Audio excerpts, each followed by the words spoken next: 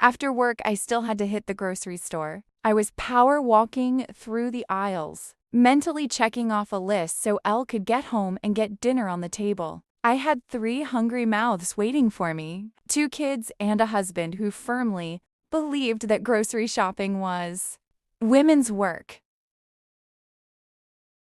The weather was a nightmare, that miserable winter mix of freezing rain, slush, and mud. Navigating the supermarket entrance felt like an Olympic sport. The marble steps were slick as a skating rink. Maybe I was rushing, or maybe I was just bone-tired. But my feet went out from under me. I went down hard. Nobody stopped to help. People just swerved around me, eyes glued to their phones or their watches. I'm sure they just assumed I'd had one too many happy hour drinks. I scrambled up, shaking.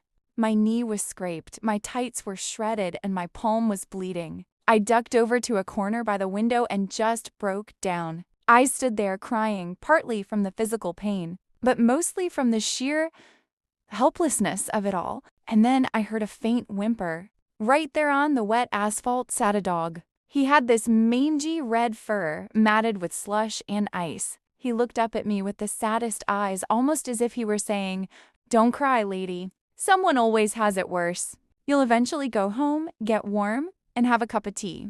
I've got nowhere to go." The tears stopped instantly. I ran back into the store and headed straight for the deli counter. There was a huge line, but I pushed through, my voice cracking as I shouted, "I need 10 burger patties. Right now, extra fast." Someone started to complain, but another guy chimed in with a half laugh. "Give the lady a break, she's clearly having a day." I grabbed a bottle of water and sprinted to the registers. "I've got a baby in a stroller outside," I blurted out without thinking. The line went silent, letting me skip ahead. When I got back outside, he was in the same spot.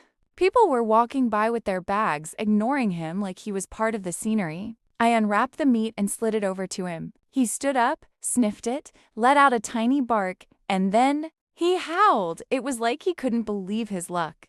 Just then my phone buzzed. "Where are you?" My husband grumbled. "How much longer is this going to take? When's dinner?" I set the water bottle down next to the dog and went back in to finish my own shopping. As I walked the aisles, my mind was racing. How do I help him? If I'll bring him home, my husband will lose his mind. Give him to a friend? Every one cycinal node is already at capacity with pets. I walked out with a heavy heart, but the dog was gone. I tried to tell myself it was fine. Maybe he wasn't. Maybe he was just waiting for someone. I couldn't sleep that night. I kept seeing those eyes and hearing that whimper. Was it a sign? A wake-up call? At dawn, I got up quietly to make coffee, trying not to wake the house. And then I heard it. A bark.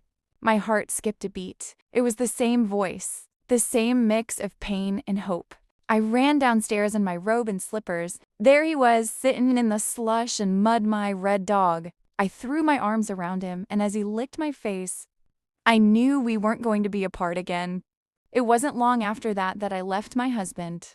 It wasn't just because of the dog. Our marriage had been a hollow shell for years. The kids took to Rusty immediately. They treated him like he'd been part of the family forever. And now my fiancé does the grocery shopping. He's a dog person too.